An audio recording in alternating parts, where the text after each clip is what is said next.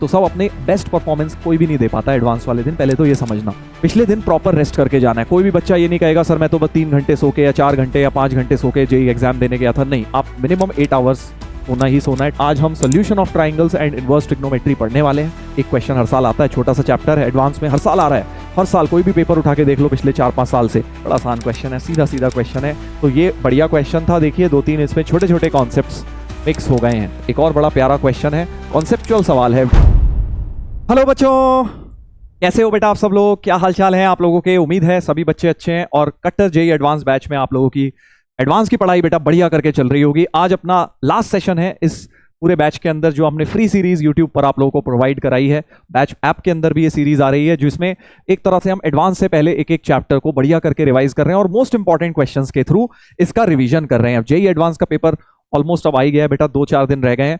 अब मैंने आपको एक बात और बोली थी कि इसमें लास्ट कुछ सेशंस में मैं आपको एक बात सिखाऊंगा कि भाई किस तरह से एग्जाम वाले दिन आपको किन किन चीजों का ध्यान रखना है ताकि आपकी परफॉर्मेंस ऑप्टिमाइज हो पाए, ताकि आप कम से कम मिस्टेक्स करें। देखो मिस्टेक्स तो उस दिन होंगी, गलतियां आप लोग करेंगे, एग्जाम में करें, उसके अलावा कम से कम गलतियां जो करेगा ना उसका सिलेक्शन होगा उस दिन। सबको होगा, सबको थोड़ा बहुत पैनिक कह लीजिए, स्ट्रेस कह लीजिए होगा। तो सब अपने बेस्ट परफॉर्मेंस कोई भी नहीं दे पाता एडवांस वाले दिन, पहले तो ये समझना, ठीक है ना। जैसे जब क्रिकेट मैच होता है, कोई बहुत हाई प्रेशर क्रिकेट मैच होता है, तब इंडिया का परफॉर्मेंस आपने देखा है स्ट्रेस में आ जाते हैं, प्रेशर में आ जाते हैं।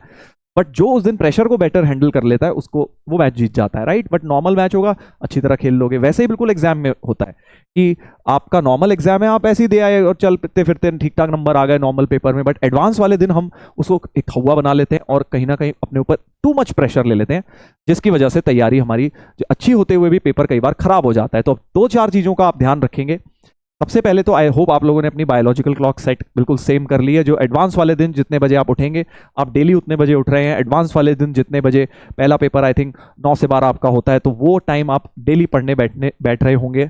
आप लोगों को मैं काफ़ी दिनों से बात समझा रहा हूँ।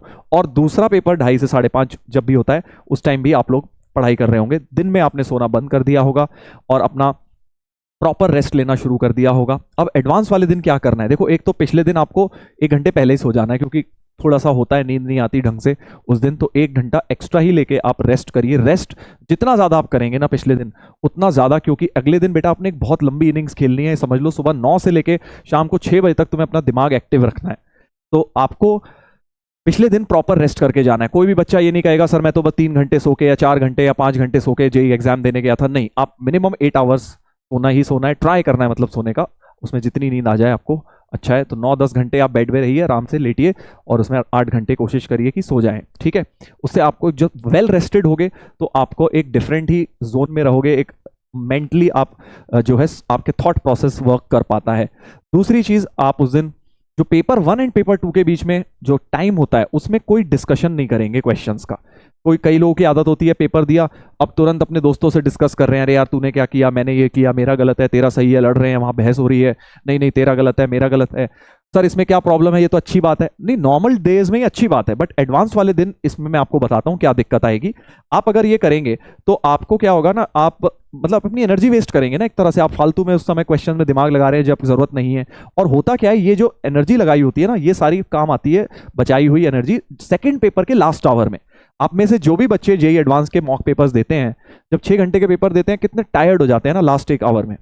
जब आप सेकंड पेपर के लास्ट घंटे में होते हैं, कितना मेंटली टायर्ड फील कर रहे होते हैं, क्वेश्चन सॉल्व नहीं हो पा रहे होते हैं, बस लगता है यार कब खत्म होगा, मतलब मेंटली आप थकान महसूस कर रहे होते हैं। तो वो आपको कम से कम लगेगी अगर आप बीच में फालतू अपनी एनर्जी वेस्ट नहीं करेंगे। और ट्रस्ट मी, पेपर 2 जिसका बेटर हुआ उसी का एडवांस बढ़िया होता है, क्योंकि पेपर 1 टफ आता है। देखो जनरली पेपर 1 टफ आता है और पेपर 1 में आपको ये चीज लगेगी अरे मेरा तो खराब हो गया, बहुत बच्चों को ऐसा लगेगा। बट ध्यान रखना, पेपर 1 के बाद अभी आधी पिक्चर बाकी है, पेपर 2 भी है। और जेईई एडवांस में जनरली ये करता है कि पेपर 2 रिलेटिवली आसान देता है। कभी कभी पेपर 1 भी आसान आ जाता है, बट अगर वो डिफिकल्ट आए तो पैनिक नहीं करना है कि यार ये नहीं, अरे मेरा तो बेकार ही हो गया, मैं तो गधा हूं, ये वो। सेकेंड पेपर भी बचा है यार अभी, उसके बाद ही आपको डिसाइड करना है। और एक और बात, पेपर करते वक्त, ये तो हो गई पेपर के पहले और बाद में आपने क्या करना है। पेपर करते वक्त ध्यान रखिए कि आपने जो भी अपना ऑर्डर आप रखते हैं, फिजिक्स पहले करते हैं, केमिस्ट्री पहले, मैथ्स पहले, जो भी है, टाइमिंग आपको ध्यान रखनी है। अगर आपके तीनों सब्जेक्ट्स बैलेंस्ड प्रिपेयर्ड हैं तो 1 घंटा फिजिक्स को देंगे, 45 मिनट्स केमिस्ट्री को देंगे, 1 आवर 15 मिनट्स मैथ्स को देंगे। That is the standard process, ठीक है, अब इसमें 5-7 मिनट ऊपर नीचे हो सकते हैं, कोई आपकी स्पीड अच्छी है, किसी में 5 मिनट कम कर दिए, बट ये नहीं होना चाहिए अरे मेरे तो 2 ही सब्जेक्ट प्रिपेयर्ड है, मैं 1.5 घंटा फिजिक्स को दे दूंगा और 1 घंटा केमिस्ट्री को, बचा आधा घंटा मैथ्स को दूंगा। फिर सिलेक्शन नहीं होगा, उसमें चांसेस बहुत कम हो जाते हैं, क्योंकि जो आप करना चाह रहे हैं ना वो बहुत बच्चे करते हैं, और ये रिलेटिव एग्जाम है। रिलेटिव एग्जाम में खासियत ये होती है कि आपको 99% बच्चों से बेटर करना है। अगर आप वही करेंगे जो सब करते हैं, फिर आप कैसे बेटर कर पाएंगे, राइट? सो तीनों में बैलेंस होना बहुत जरूरी है, और बैलेंस तरीके से अटेम्प्ट करना बहुत जरूरी है, मार्क्स तभी आ पाएंगे। इजी टू मीडियम क्वेश्चन निकाल के छांट के करने हैं, टफ पेपर क्वेश्चंस में ज्यादा उलझना नहीं है आपको, वहां पे ईगो सॉल्विंग नहीं करनी है कि यार मैंने कैसे नहीं होगा ये वाला क्वेश्चन, मैंने तो इतना पढ़ा है चैप्टर, ऐसा नहीं करना है, ठीक है? और इसके बावजूद भी अगर आपसे क्वेश्चन वहां नहीं हो रहे हैं, कई बार पता है क्या होता है, जब हम पेपर दे रहे होते हैं तो हमें थॉट्स आती हैं, अरे यार ये क्वेश्चन नहीं हुआ तो अरे मेरे 4 नंबर रह जाएंगे, अरे मैं तो इतनी रैंक पीछे हो जाऊंगा। ये सब नहीं सोचना है वहां बैठ के, नेगेटिव थॉट्स नहीं लानी है, और बल्कि ये सोचना है अगर कोई क्वेश्चन आपसे नहीं हो रहा है बाई चांस, तो आपको उसमें पैनिक में आने की जगह ये सोचना है कि अगर आपने अच्छी तैयारी करी है और आपसे ये क्वेश्चन नहीं हो रहा, तो यार और भी बहुत लोग होंगे ना जिनसे नहीं हो रहा होगा। And again comes back to relative, कि भाई पेपर तो रिलेटिव है, अगर आपसे नहीं हो रहा और आपकी तैयारी इतनी अच्छी है तो बहुत सारे बच्चों से और नहीं हो रहा होगा, बट तो अगर मान लो आपसे मोस्टली बच्चों से 10 नहीं हो रहे और आपसे 9 ही नहीं हो रहे, तो गेम बेसिकली उल्टा हो जाता है ना, कि भाई कितने नहीं हो रहे, कम से कम ना हो हमसे। तो कहने का मतलब ये है कि अगर क्वेश्चंस टफ लगे तो ये सोचना है औरों को भी टफ लग रहा होगा, अपने को बस ये करना है टाइम ऑप्टिमाइज करके, कहीं अटकना नहीं है, जो इजी टू मीडियम है उतने अब ढूंढ के कर देने हैं। अब चाहे वो 20 में से 10 हो, चाहे 20 में से 12 हो, 20 में से 8 हो, 20 में से 5 हो, doesn't matter, it is just a number. क्योंकि अगर वो टफ पेपर है और तुमने 5, बाकी लोगों को तो 5 ही हो पा रहे हैं, बट तुमसे 8 भी हो गए तो तुम्हारे बहुत बढ़िया हो गया पेपर, राइट? तो कहने का मतलब यह है कि it is a relative paper, आप एब्सोल्यूट टर्म्स में नहीं सोचें वहां बैठ के। हमारी आदत होती है ना, क्योंकि हम अपने आप से कंपेयर करने लगते हैं कि यार हमसे हो नहीं रहा मतलब हम गधे हैं, वेराज हम भूल जाते हैं कि यार ये तो पेपर एक रिलेटिव पेपर है, बाकी लोगों से भी हो सकता है ना हो रहा हो। तो हमें अगर पेपर टफ लग रहा है तो बिल्कुल भी पैनिक नहीं करना है, इनफैक्ट ये अच्छा है, पेपर टफ है, जिसने तैयारी अच्छी तरह करी हुई है उसको बेनिफिट मिलेगा। और अब आपको बस ये सोचना है कि अगर टफ लग रहा है पेपर तो मुझे कुछ ऐसे क्वेश्चन ढूंढ के निकालने हैं इनमें से ज्यादा जो मुझसे हो जाएं, जो मुझे इजी लगे। अब वो 5 हैं, 7 हैं, 10 हैं, जो नंबर वो निकल के आ रहा है, तो ऑल इन ऑन घबराना नहीं है यार, ठीक है? आपने तैयारी अगर अच्छी करी है तो आपका पेपर डेफिनेटली अच्छा होगा। चलिए तो स्टार्ट करते हैं बेटा आज का सेशन। आज हम solution of triangles and inverse trigonometry पढ़ने वाले हैं। लास्ट चैप्टर्स हमारे बचे हुए हैं, ट्रिग्नोमेट्री 3 एंड 4। ट्रिग्नोमेट्री का एक सेशन मैंने कल लिया था जहां ट्रिग्नोमेट्री की क्वेश्चंस एंड आइडेंटिटीज आपको कराई थी। आज solution of triangle and inverse trigonometry करेंगे। जैसा कि मैंने आपको बताया, इनवर्स ट्रिग्नोमेट्री का एक क्वेश्चन हर साल आता है, छोटा सा चैप्टर है, एडवांस में हर साल आ रहा है। हर साल कोई भी पेपर उठा के देख लो पिछले 4-5 साल से, हर साल तुम्हें पेपर में क्वेश्चन मिलेगा आईटीएफ का।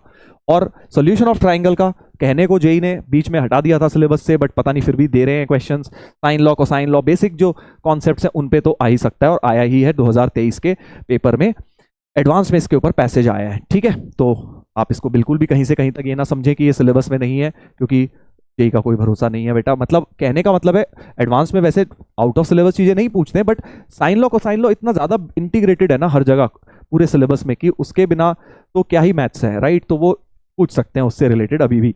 चलिए तो स्टार्ट करते हैं हम लोग। सबसे पहले हम solution of triangle and ITF में इंपॉर्टेंट क्वेश्चंस करेंगे। पहला क्वेश्चन देखिए क्या है। पहला इजी सा क्वेश्चन आपको दिया है मैंने, ज्यादा डिफिकल्ट नहीं है। Triangle ABC has side length AB3 AC2। तो AB और AC दिए हुए हैं, ये 3 दिया हुआ है, ये 2 दिया हुआ है। एंगल CBA ये एंगल 30 दिया हुआ है। Let the possible length of BC, इस साइड को अगर स्मॉल a बोल दें, इसकी possible length I1 and I2 है, I2 ग्रेटर देन I1 है। बड़ा आसान क्वेश्चन है, सीधा सीधा क्वेश्चन है एक्चुअली, कि आपको कोसाइन रूल का क्वेश्चन दिख रहा है। cos 30 equal to 3 square plus a square minus 2 square upon 2 into 3 into a। Cos rule लगा दिया, कोसाइन रूल, cos 30 को लिख दिया √3/2, तो 9 - 4 5 plus a square upon 2 into 3a, 2 cut गया, तो 5 plus a square equal to 3√3a, a square minus 3√3a plus 5 equal to 0। तो a की 2 वैल्यूज आ गई, minus b plus minus √d, 27 - 27 upon 2a। तो जो बड़ी वैल्यू है वो कह रहे हैं I2 है, सो I2 हो गई प्लस वाली 3√3 प्लस √7/2, और I1 हो गई माइनस वाली 3√3 माइनस √7/2। और अब I2 अपॉन I1 का रेशियो निकालना है यार, मतलब बहुत ही इजी लेवल वाला क्वेश्चन है ये। I2 अपॉन I1 हो गया हमारा 3√3 प्लस √7 अपॉन 3√3 माइनस √7, वो 2 तो कट गया, और इसको रैशनलाइज कर देते हैं आई गेस। 3√3 प्लस √7 से मल्टीप्लाई एंड डिवाइड, तो ऊपर a plus B whole square, so 27 plus 7 plus 6√21 upon 27 minus, है ना, 27 minus 7, so we get 34 plus 6√21 upon 20, 2 cut जाएगा, 17 plus 3√21 upon 10, 17 plus 3√21 upon 10, B option हमारा आ गया है। ऐसे करनी है भाई कैलकुलेशन, एरर फ्री, बिल्कुल क्रिस्प तरीके से एग्जाम के अंदर, कोई पैनिक नहीं मचाना, रिलैक्स होके बिल्कुल फोकस होके 100% दिमाग तुम्हारा उस समय क्वेश्चन में होना चाहिए, ना कि ये कि अरे नहीं हुआ तो गलत हो गया, तो ऐसा हो गया वैसा हो गया, फिजिक्स में छोड़ा था केमिस्ट्री में, कुछ नहीं, जो कर रहे हो उस समय उस 100% उस पर फोकस।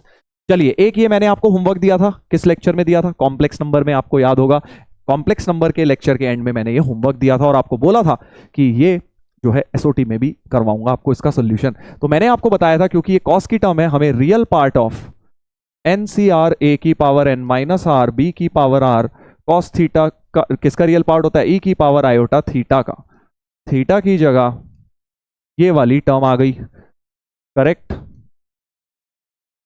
और ये क्या हो जाएगा, एन सी आर ए की power N minus R B की पावर आर।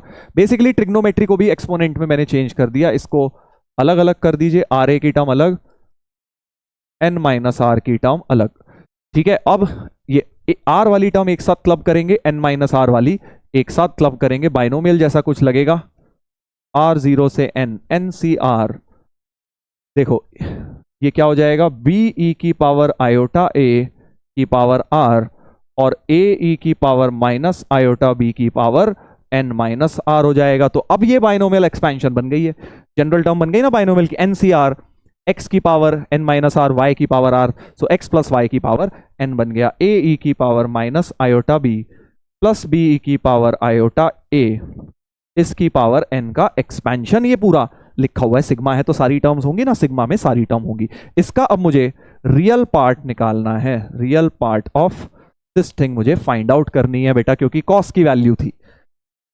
अब इसमें थोड़ा सा वापस ट्रिग्नोमेट्री लेकर आते हैं, ई की power iota theta minus iota theta को लिखते हैं cos b minus iota sine b, इसको लिख लेते हैं cos a plus iota sine a, इसकी पावर एन है। थोड़ा रियल पार्ट अलग करो, a cos b plus b cos a real part हो गया, सो हमारे पास आ गया a cos b plus b cos a और plus iota times sine a B sine a, B sine A minus A sine B, और इसकी whole power N. अब अगर आप थोड़े से एसओटी की नॉलेज रखते हैं तो आप ये समझ गए होंगे, ये प्रोजेक्शन रूल लिखा है, a cos b plus b cos a क्या होता है, सी होता है बेटा, किसी भी ट्राइंगल में सी होता है, और बी साइन ए और ए साइन बी तो सेम होते हैं, ये कट जाएंगे because a upon sine A equal to B upon sine b होता है, तो a sine B equal to b sine a होता है, यानी ये दोनों कट गए, सो जीरो आयोटा, यानी ये तो प्योरली रियल सी की पावर एन ही आ गया, और हमें इसका रियल पार्ट ही चाहिए था, तो सी की power N is the answer. Iota की टर्म तो कटी गई है इसमें। कितना प्यारा क्वेश्चन हो गया, देखो कैलकुलेशन बहुत लेंदी नहीं है but conceptually it's a very good problem, तो आंसर शुड बी डी। अगले क्वेश्चन में अब इसी का इमेजिनरी पार्ट है, साइन मतलब इमेजिनरी पार्ट होता है, तुम्हें पता ही है, sine theta is imaginary part of e की पावर आयोटा थीटा, तो अगर मैंने ई की पावर लाया था तो इसका इमेजिनरी पार्ट लेना है विच इज जीरो ओनली, तो क्लियरली अगले वाले का आंसर तो सीधे सीधे जीरो आ जाएगा, क्योंकि ये क्या है, इमेजिनरी पार्ट है, आई एम इमेजिनरी पार्ट तो जीरो आया है, प्योरली रियल नंबर बन के आया है। ठीक है, तो कॉम्प्लेक्स नंबर का बहुत प्यारा application in solution of triangle and binomial theorem, 3 chapters mix हो गए यहाँ, SOT, complex number and binomial theorem, right. चलो आगे बढ़ जाते हैं।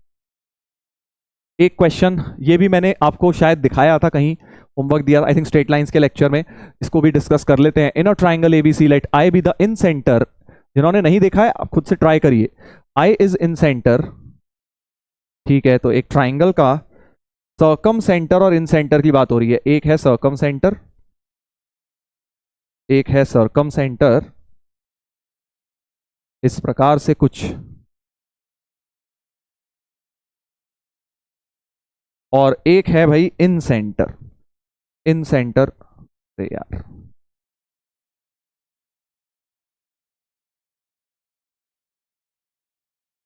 हाँ, तो इन सेंटर कहीं हो रहा होगा इस तरह से।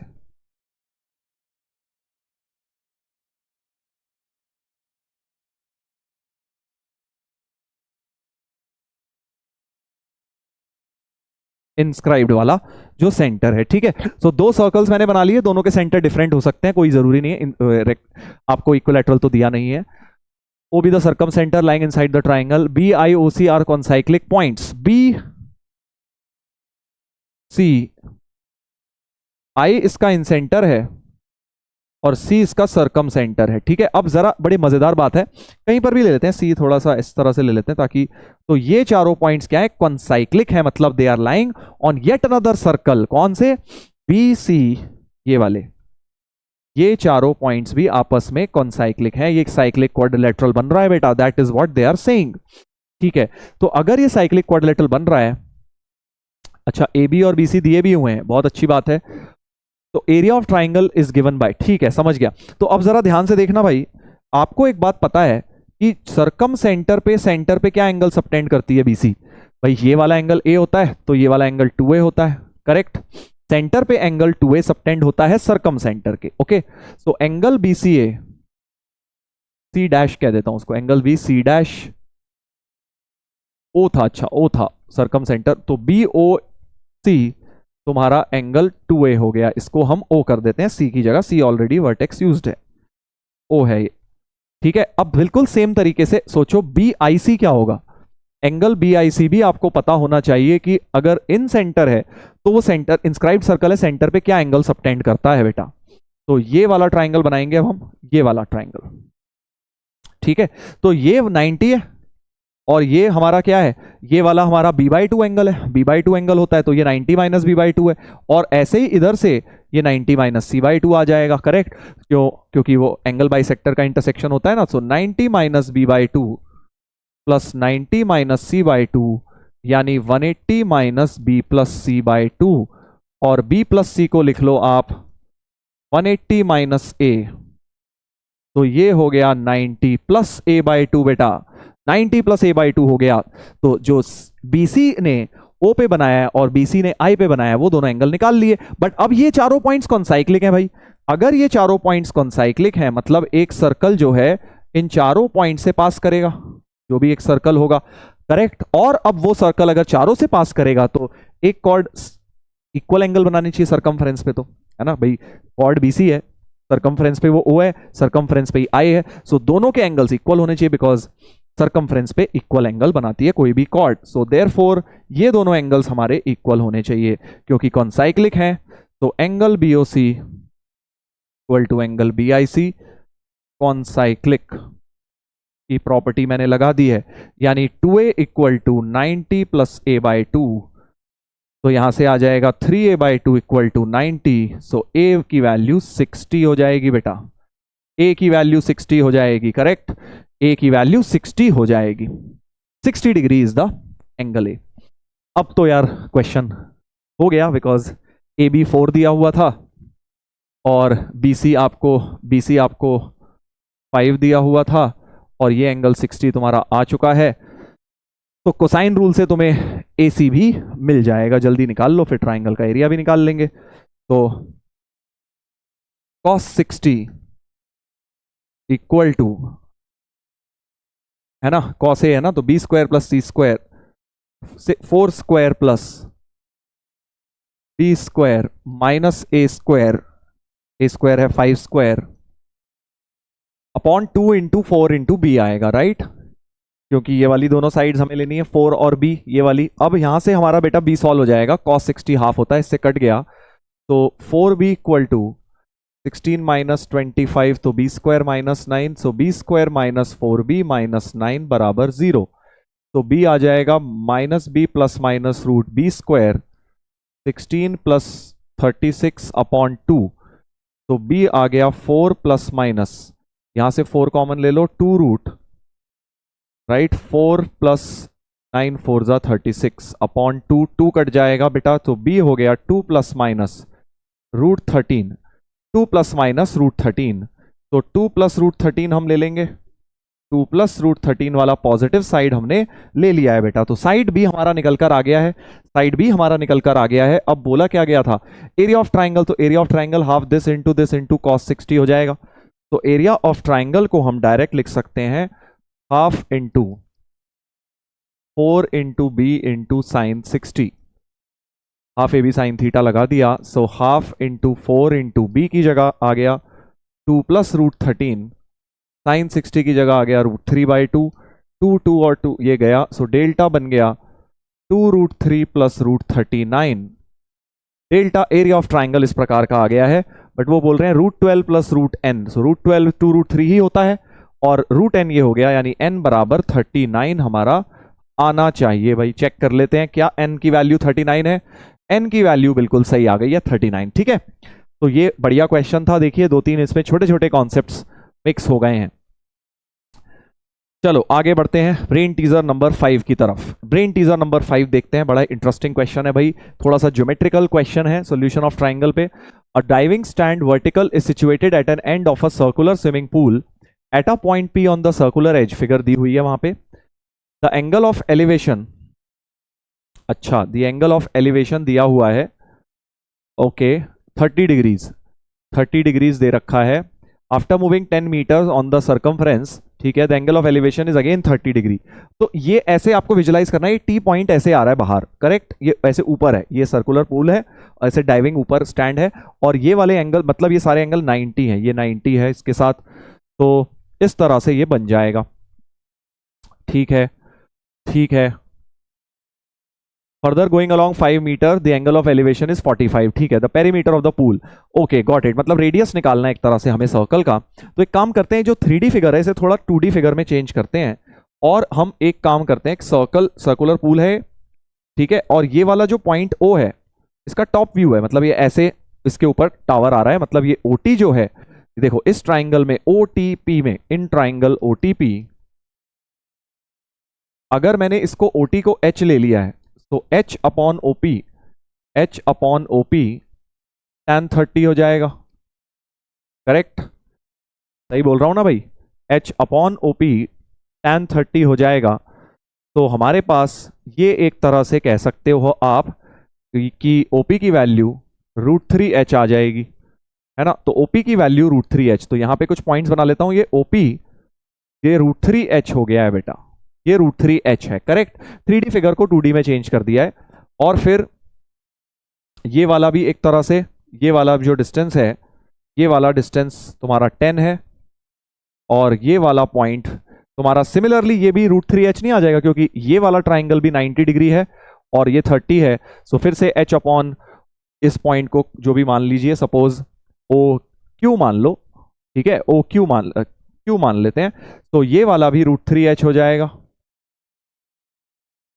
ये भी √3H हो जाएगा, और इस वाले राइट एंगल ट्राइंगल में ये भी एक राइट एंगल होगा, समझ रहे हो ना, ये बेसिकली 3D में विजुअलाइजेशन करिए कि ये वाली फिगर कैसे, कौन सी वाली राइट एंगल कह रहा हूं मैं, ये वाली फिगर कह रहा हूं, देखो ये वाला भी एक राइट एंगल ट्राइंगल होगा इस तरह से, है ना, ये 90 डिग्री बन रहा होगा, सो 45 है तो परपेंडिकुलर अपॉन बेस, यानी ये वाला जो होगा थर्ड पॉइंट, अगर इसको OR कह दिया तो OR तुम्हारा क्या हो जाएगा, OR तुम्हारा वो तुम्हारा H ही हो जाएगा, tan 45 परपेंडिकुलर अपॉन बेस, तो दोनों परपेंडिकुलर और बेस इक्वल हो गए हैं, करेक्ट। तो इस तरह से ये फिगर बन गई है, ऑल्सो ये डिस्टेंस हमारा 5 है, ठीक है। चलिए इतनी बात तो समझ आ गई है। अच्छा, ये दोनों कॉर्ड्स इक्वल लेंथ की हैं, तो सेंटर पे इक्वल एंगल भी बनाएंगी, तो एक काम करते हैं, यहां से एक डायमीटर बना लेते हैं, यहां से हम एक डायमीटर बेटा बना लेते हैं, ये लाइन हम एक डायमीटर बना लेते हैं, सेंटर कहीं यहां हो गया, ये अपना सेंटर हो गया, ठीक है, इस पॉइंट को M बोल देता हूं सपोज। तो अगर ये दोनों कॉर्ड्स इक्वल लेंथ की हैं और ये 10 है और ये बीच में से डायमीटर निकल रहा है, तो ये भी 5 हो गया और ये भी 5 हो गया, करेक्ट, ये दोनों 5 लेंथ हमारी हो जाएंगी, करेक्ट, क्योंकि ये दोनों की लेंथ बराबर है, ये दोनों की लेंथ हमारी बराबर है। अच्छा, अब अगर ये एंगल थीटा है, तो ये कॉर्ड सरकमफ्रेंस फिर तो ये वाला भी थीटा ही होगा, और सेंटर पे एंगल इन्होंने दोनों ने 2 थीटा बनाया होगा। थोड़ा सा ये √3h वगैरह हटा देता हूं बिकॉज दैट इज समथिंग थोड़ा सा वो कर रहा है यहाँ पे। तो ये वाला मैं कह रहा हूं कि ये वाला 2 थीटा हो जाएगा सेंटर पे एंगल। इस कॉर्ड पीएम आर्क ने सरकमफ्रेंस पे थीटा बनाया है, तो पीएम आर्क सेंटर पे 2 थीटा बनाएगी। सिमिलरली ये वाली आर्क भी सेंटर पे 2 थीटा ही तुम्हारी बनाएगी, क्योंकि सरकमफ्रेंस पे थीटा बनाया है ना। और अब क्या हो जाएगा, अच्छा ये भी आर्क लेंथ सेंटर पे 2 थीटा, क्योंकि तीनों की आर्क लेंथ 5-5-5 हो गई है, तो ये भी सेंटर पे एक तरह से तुम्हारे, ये भी सेंटर पे तुम्हारे 2 थीटा ही बना रहा होगा, ये भी 2 थीटा ही बना रहा होगा, क्योंकि भाई लेंथ ऑफ आर्क क्या होता है, प्रोपोर्शनल टू एंगल होता है। तो अगर सेम आर्क लेंथ है तो तीनों का सेंटर पे सेम एंगल हो गया, तो सरकमफ्रेंस पे ये भी आधा, यानी ये भी थीटा हो जाएगा बेटा। इतनी बात तो सही है, इतनी बात तो सही है। चलिए, एक तो थीटा और आर में रिलेशन आ गया, length of arc is R theta, तो लेंथ ऑफ आर्क है 5 और आर रेडियस हो गया, और थीटा तो 2 थीटा है बेसिकली सेंट्रल एंगल। तो यहां से आर थीटा की वैल्यू 5/2 आ गई है, आर थीटा की वैल्यू तो 5/2 हो गई है।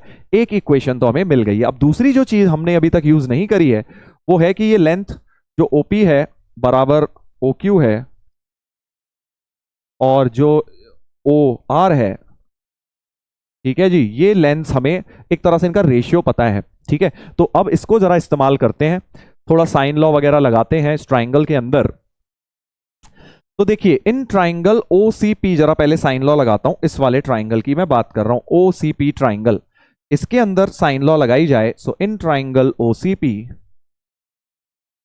क्या हो जाएगा, देखो OC तो रेडियस है, ठीक है, और ये भी रेडियस है, तो R upon sine theta, R upon sine theta is equal to, R upon sine theta equal to क्या हो जाएगा, सोचो। इस वाले में ये वाली थी √3h अपॉन साइन, अच्छा ये वाला एंगल कितना हो जाएगा, सोचो, ये वाला एंगल 180 - 2 थीटा हो जाएगा, क्योंकि ये डायमीटर बनाया था बेटा आपने, अगर ये 2 थीटा है तो 180 - 2 थीटा, तो √3h upon sine 180 - 2 theta which is sign 2 theta only, ठीक है। सो यहां से एक साइन थीटा भी कट जाएगा। और भी कुछ आ सकता है क्या,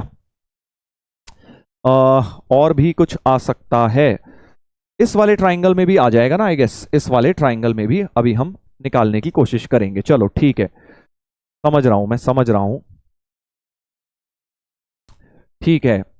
बेसिकली एक तरफ से R और H का रेशियो यहां से आ जाएगा, R/H का रेशियो हमारे पास आ गया, साइन थीटा कट गया, सो √3/2 कॉस थीटा आ गया, साइन 2 थीटा को खोल दिया, 2 sine theta cos theta, sine theta cut गया बेटा, तो R/H का एक रेशियो तो मेरे पास साइन लॉ से इस ट्राइंगल में क्रिएट हो गया। अच्छा, एक साइड ये और हमें पता है, तो एक काम करते हैं, अब इस ट्राइंगल में लगाते हैं OCR में, इन ट्राइंगल OCR,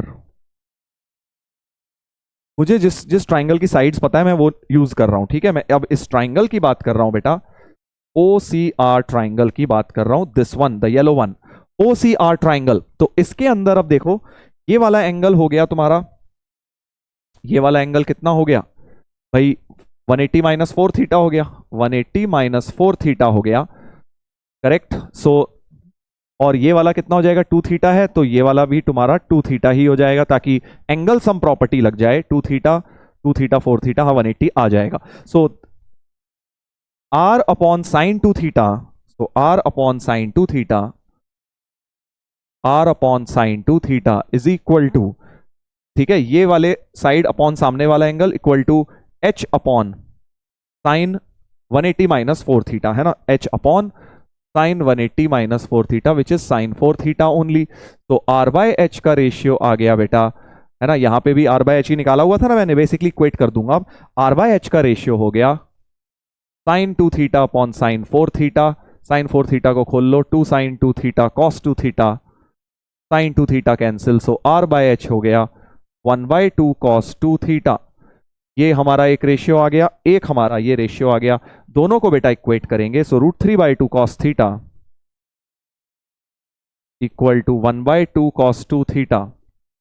तो यहां से आ गया cos theta cos 2 theta, cos theta into cos 2 theta, सही बोल रहा हूं ना भाई, जरा चेक कर लेंगे, R/H √3/2 कॉस थीटा, तो यहां से आ गया R/H 1/2 कॉस 2 थीटा, ठीक है, तो √3/2, अच्छा कॉस थीटा नीचे था यार, कॉस थीटा मैंने ऊपर लिख दिया, so cos theta was in denominator, so we will have √3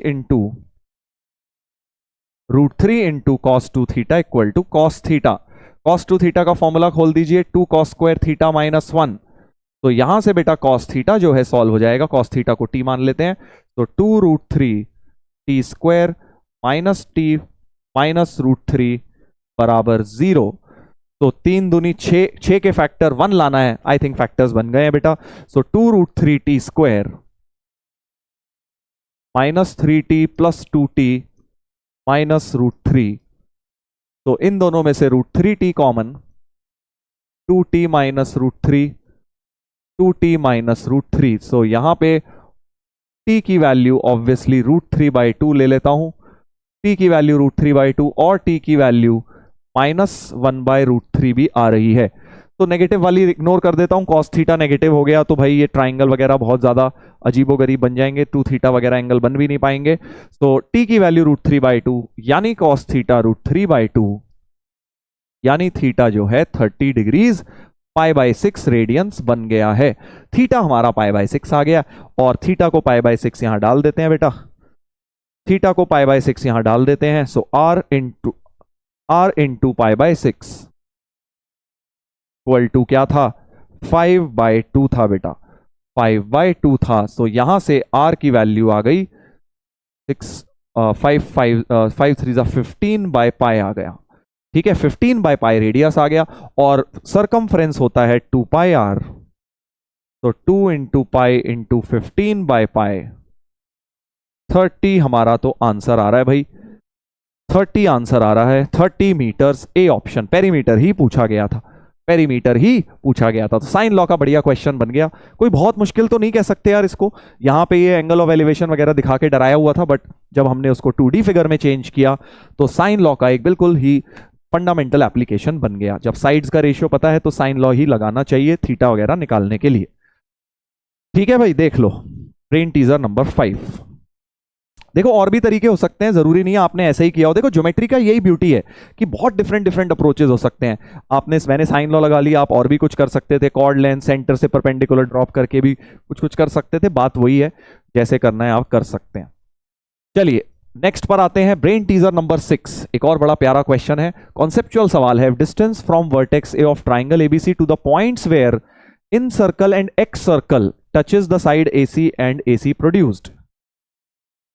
खेल समझ रहे हो क्या है? बेसिकली खेल ये है कि हमारे पास एक ट्राइंगल एबीसी है, एक ट्राइंगल एबीसी है, जैसे ये मान लो एक ट्राइंगल एबीसी का इन सर्कल है, ये इन सर्कल हो गया, ये हो गया इन सर्कल, और ये हो गया एक्स सर्कल। ठीक है जी, एक्स सर्कल और incircle may not touch at the same point, so they can थोड़ा सा डिफरेंट जगह भी टच कर सकते हैं। तो ये दोनों पॉइंट्स अलग अलग हो सकते हैं, हो सकता है अलग हो या अलग है, जरूरी नहीं है एक ही जगह वो टच कर रहे हो। अब बोला जा रहा है कि जो ट्राइंगल एबीसी है उसका incircle and excircle of vertex touches the side AC and AC produced. तो एसी को जहां इन सर्कल टच कर रहा है उसका ए से डिस्टेंस, मतलब ए एम अगर ये बोल दूं और ए एन बोल दूं, ये वाला जहां पे ये टच कर रहा है एन, तो ए एम जो है हमें दिया गया है 1 और ए एन हमें दिया गया है 6। ठीक है, और कैपिटल आर की वैल्यू हमें दी हुई है 5/2। बड़ा ही प्यारा क्वेश्चन है भाई। तो देखो अब यहां पर ना एक कॉन्सेप्ट अगर आपको याद है तो बहुत काम आ जाएगा कि distance of a vertex from the point where it touches the incircle touches, ये s माइनस ए होता है, ये वाला डिस्टेंस s माइनस ए होता है। इधर से भी s माइनस ए होगा, ये s माइनस बी होंगे, और इधर से s माइनस सी होंगे।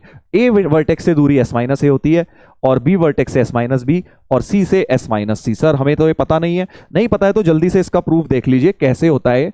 बहुत ईजी सा प्रूफ है कि अगर एक इन सर्कल है और ये वर्टेक्स a है, तो मैं बोल रहा हूं कि ये वाला जो डिस्टेंस है am, ये तुम्हारा s माइनस ए आएगा। तो लेट्स टेक दिस, ये तो r हो गया, सो ये वाला a/2 होता है बाय डेफिनेशन, तो tan a/2 हो गया r अपॉन am।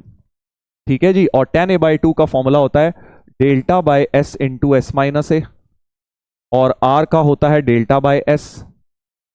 तो डेल्टा बाय एस दोनों तरफ से कट गया, तो am की वैल्यू तुम्हारी आ गई s माइनस ए। ठीक है, सो वर्टेक्स का डिस्टेंस फ्रॉम दिस पॉइंट होता है s माइनस ए।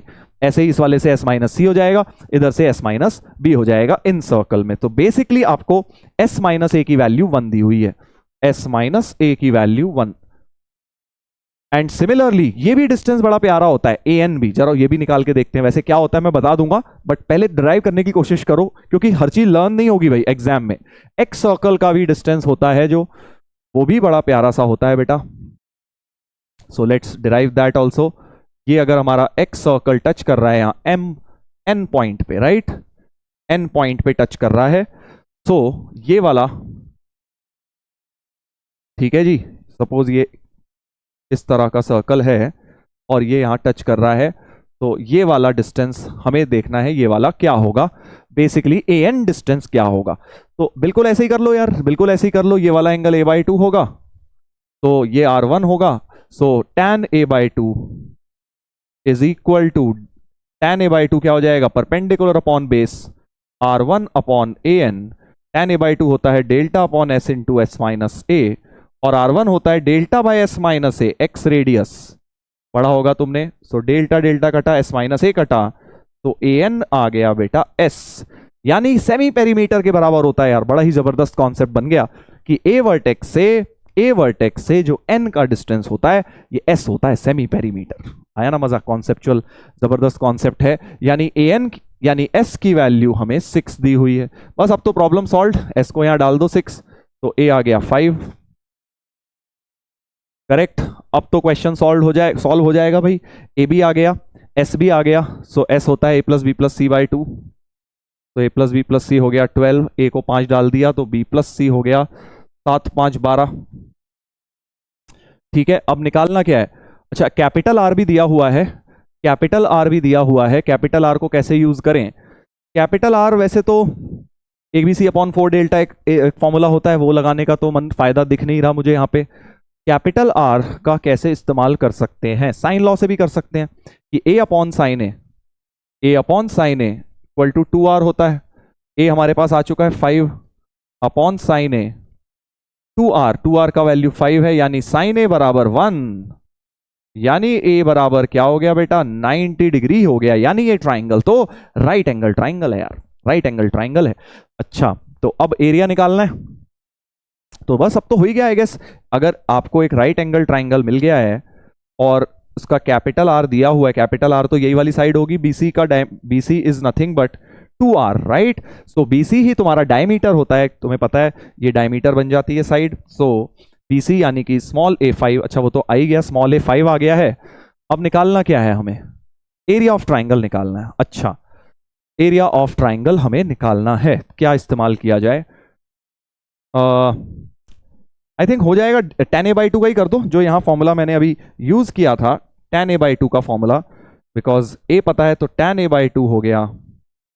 और भी तरीके हो सकते हैं, मतलब ये मेरे माइंड में आया, delta upon s into s minus a, tan a/2 तो tan 45 1 हो गया, और s तुमने अभी देखा 6 था, s माइनस ए 1 था, तो डेल्टा की वैल्यू 6 आ गई है भाई। एरिया ऑफ ट्राइंगल क्या हो गया है, 6 हो गया है।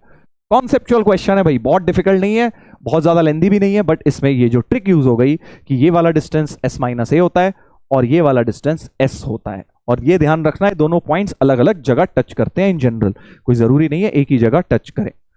एक्स रेडियस पर एक क्वेश्चन करा दिया, चलो इसी से मिलता जुलता एक क्वेश्चन और तुम्हें कराता हूं, एक क्वेश्चन और कराता हूं भाई, मिलता जुलता क्वेश्चन है, जरा ध्यान से करिएगा।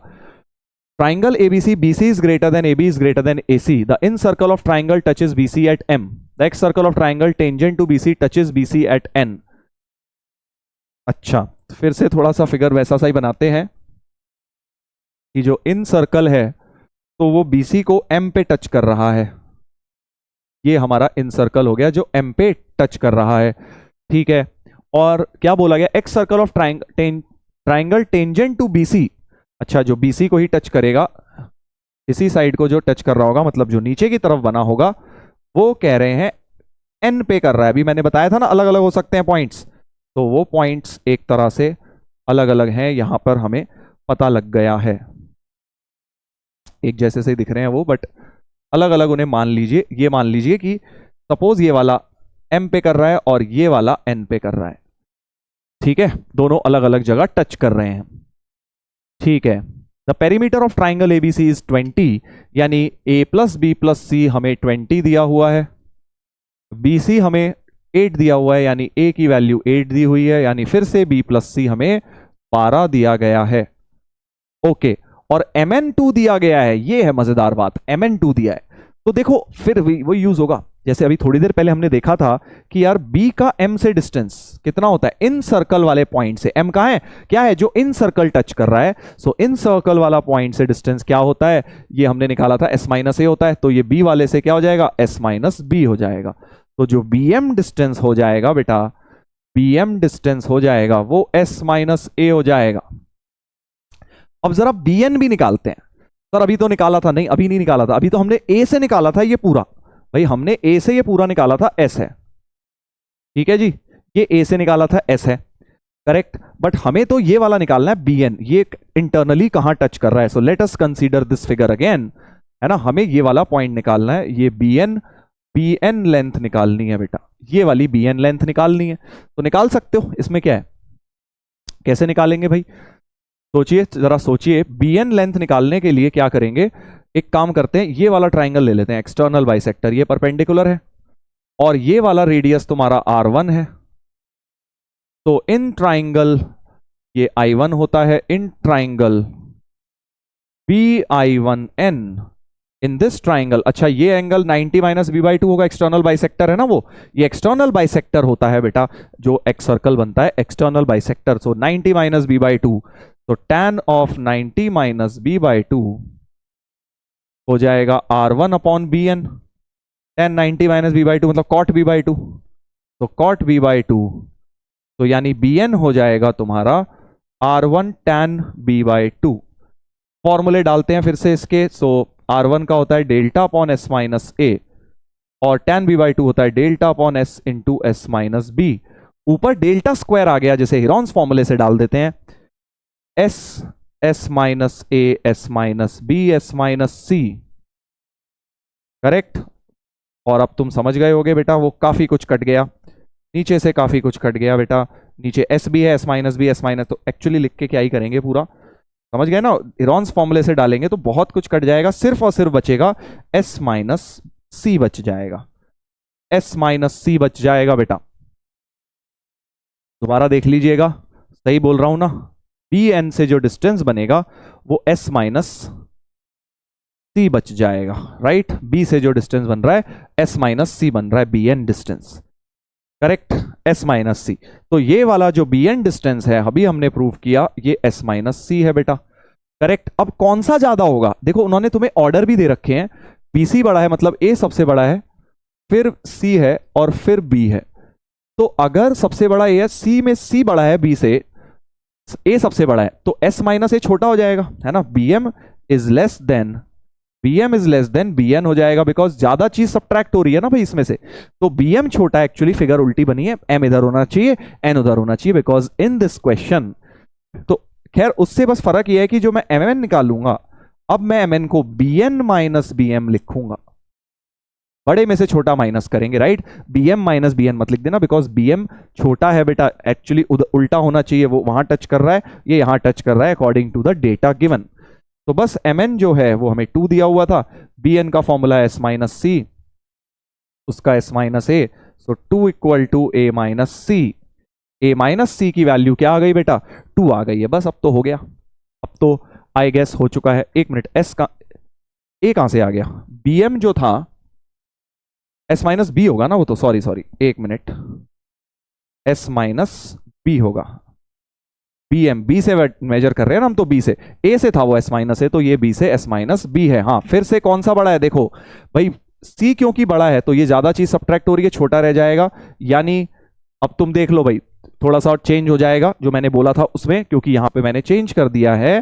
तो bm जो है s माइनस बी है, तो b सबसे छोटा है, तो ये बड़ा रहेगा, bm बड़ा रहेगा bn से, यानी कि हमारी ये फिगर जो है बिल्कुल ठीक है, करेक्ट, मैंने थोड़ी देर पहले बोला था उल्टी रहेगी, बट वो मैंने डेटा गलत लिया हुआ था। सो करेक्टिंग माय वर्ड्स, bm ही बड़ा है बेटा, अकॉर्डिंग टू द फिगर हमने बिल्कुल ठीक बनाया, bm ग्रेटर देन bn, और bm की वैल्यू है s माइनस बी।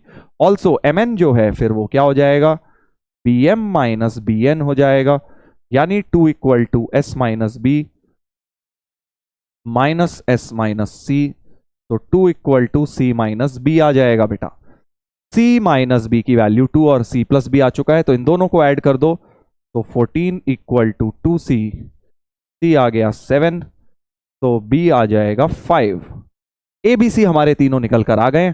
अब देख लेते हैं क्या पूछा हुआ है, अब देख लेते हैं क्या पूछा हुआ है। तो सबसे पहले तो हमें r tan b निकालना है। अच्छा, तो r इन रेडियस है, ठीक है, सो हम क्या कर सकते हैं, small r delta by S होता तो है, बट अब डेल्टा कौन निकाले यार, डेल्टा निकालने का मन नहीं कर रहा।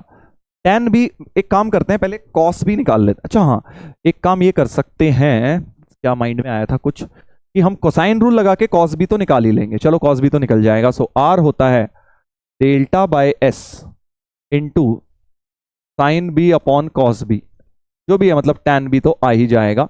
डेल्टा कहीं डायरेक्ट निकल जाएगा क्या, सोच रहा हूं, हेरॉन्स फॉर्मूले से तो निकल ही जाएगा, मतलब थोड़ा सा और सोचना चाह रहा हूं मैं कि अगर डायरेक्टली मेरा डेल्टा निकल जाए, स्मॉल r कैसे निकल सकता है। चलो पहले b निकालते हैं, एंगल b, क्योंकि एंगल b तो निकालना ही पड़ेगा, कहीं अच्छा सा आ जाए। cos b equal to a square plus C square minus B square upon 2ac, तो cos b हो जाएगा बेटा a स्क्वायर, कहां गया a, 8 square plus C square 7 square minus 5 square upon 2 into 8 into 7, तो 8 स्क्वायर प्लस, इसमें square minus B square लगा दो, 7 5 12 इंटू 7 माइनस 5 2 अपॉन, तो 8 भी कट गया I guess, 8 plus 4 to 8 3 upon 14, so 11 upon 14 आ रहा है यार। cos b तो मेरे पास 11 अपॉन 14 आ गया है, cos b तो मेरे पास आ गया है ना, ठीक है, cos b तो आ गया है मेरे पास। अच्छा सा तो कोई बहुत बढ़िया नहीं आया, बट चलो ठीक है, अब क्या करें, ठीक है फिर यार यही करना पड़ेगा। सो आई गेस स्मॉल r को डेल्टा बाय एस ही रख लेता हूं, और कुछ खास बढ़िया सा तो लग नहीं रहा, या फिर ज्योमेट्री से निकालूं, मतलब ये वाला डिस्टेंस है मेरे पास, वो परपेंडिकुलर, अब वो सब कौन करेगा, चलो ऐसे ही कर लेते हैं। सो डेल्टा हमारे पास आ जाएगा हेरॉन्स फॉर्मूला से, एस हमारे पास है, साइन बी से tan बी निकाल लेना, आई थिंक आंसर इसका मैच कर लेना। अब तुम लोग कैलकुलेशंस बस करनी है बेटा, मैंने एबीसी सॉल्व कर दिए, हेरॉन्स फॉर्मूला से आप निकाल लीजिएगा, area of triangle S divide और tan a tan b multiply कर लीजिएगा। चलो आगे बढ़ जाते हैं। तो ये मैंने कुछ सोल्यूशन ऑफ ट्राइंगल के आपको बढ़िया बढ़िया क्वेश्चंस करा दिए हैं, राइट। अब जरा जो लास्ट एडवांस में रिसेंटली जो क्वेश्चन आया है वो हम कर लेते हैं। एसओटी का सोल्यूशन ऑफ ट्राइंगल में बेटा 2023 में आया था, 2024 में जैसा कि मैं आपको बता चुका हूं नहीं आया था, तो अब इस वाले को जरा देख लेते हैं। क्वेश्चन क्या कह रहा है, consider an obtuse angle triangle in which the difference between largest and smallest angle is π/2।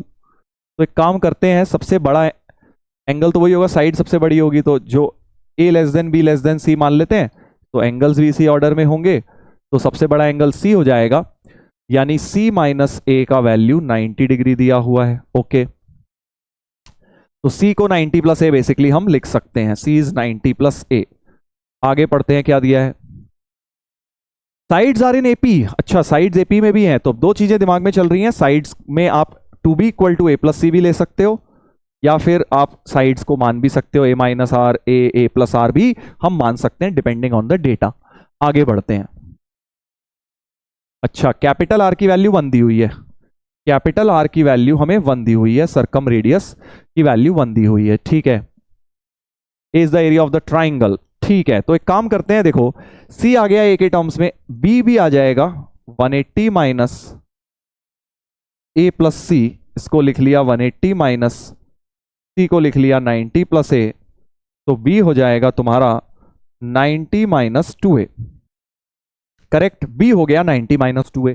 अब हम क्या करते हैं, देखो ट्राइंगल सॉल्व करना है, क्योंकि हमें एरिया निकालना है, एरिया फाइंड आउट बेटा करना है, तो ट्राइंगल सॉल्व करना है। तो मुझे एक बात लग रही है, साइड्स निकल गई तो सभी हो जाएगा, साइड्स निकालना है मुझे एबीसी।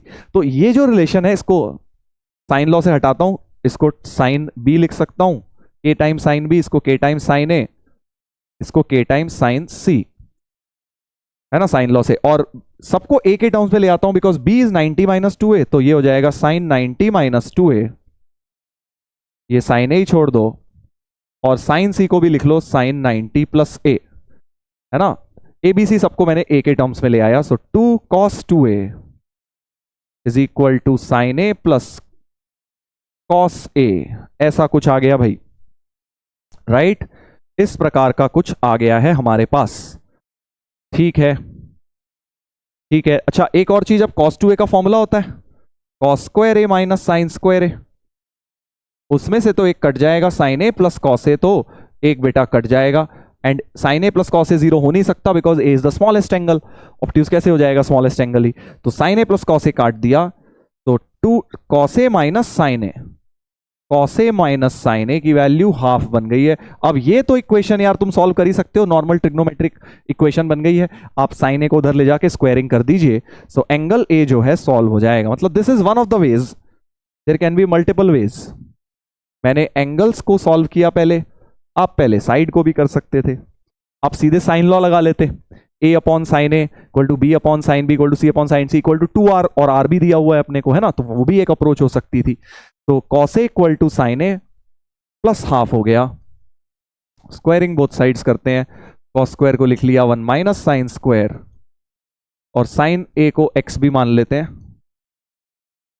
तो 1 minus X square equal to X square plus 1/4 plus X, तो 2x square plus X minus 3/4 is 0, तो x बन गया -1, या एलसीएम ही ले लेते हैं ना, 8x square plus 4x minus 3 0, -4 plus minus root b square, 4 8 3 24 into 4 upon 2 into 8, correct.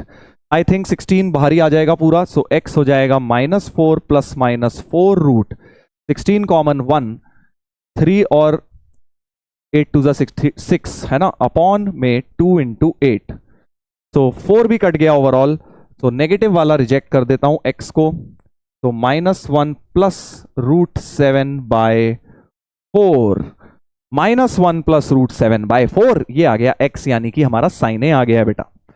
Sign ए तो निकल कर आ गया है रूट 7 माइनस 1/4, करेक्ट, साइन ए आ गया है। अब क्या करोगे, वही सोच रहा हूं कि मैं अगर साइन ए आ गया तो साइन बी भी आ गया, वैसे तो बेसिकली सभी साइन ए साइन बी साइन सी सारे आ गए, तो साइन लॉ लगा के एबीसी आ जाएंगे। साइन बी क्या हो जाएगा, 90 माइनस 2a है, साइन सी हो गया 90 प्लस ए, सो साइन सी हो गया sine 90 plus a which is cos a. Cos a कितना हो जाएगा, अभी हमने देखा cos a is sine A plus half, तो साइन सी हो गया साइन ए प्लस हाफ, एलसीएम ले लो, तो 4 रूट 7 माइनस 1 प्लस 2, तो रूट 7 प्लस 1/4, ये हमारा साइन सी आ गया है बेटा। साइन बी भी निकाल लो, तुम समझ रहे हो ना क्या करना चाहता हूं मैं, इसके बाद साइन लॉ लगा दूंगा, तीनों साइड्स हमारे पास निकलकर आ जाएंगी क्योंकि कैपिटल आर दिया हुआ है। साइन बी हमारा क्या था, बी वॉज 90 माइनस 2a, तो साइन बी हो गया cos 2a, cos 2a, sine A plus cos a by 2 था ना, तो यहीं से यूज कर लेता हूं, फॉर्मूला लगा लो जैसे भी कर लो, तो sine A plus cos a by 2, ये साइन ए था ये cos a था, और इसका बाई 2 करना है, sine A plus cos a, इन दोनों को ऐड करेंगे तो 1/4 कटेगा, रूट 7/4 आ जाना चाहिए साइन बी। चेक कर लीजिए आप, जैसे भी निकाल लीजिए, फॉर्मूला लगा लीजिए, 2 cos स्क्वायर ए माइनस 1, ये वैल्यू यूज कर लेना cos ए की, यही थी।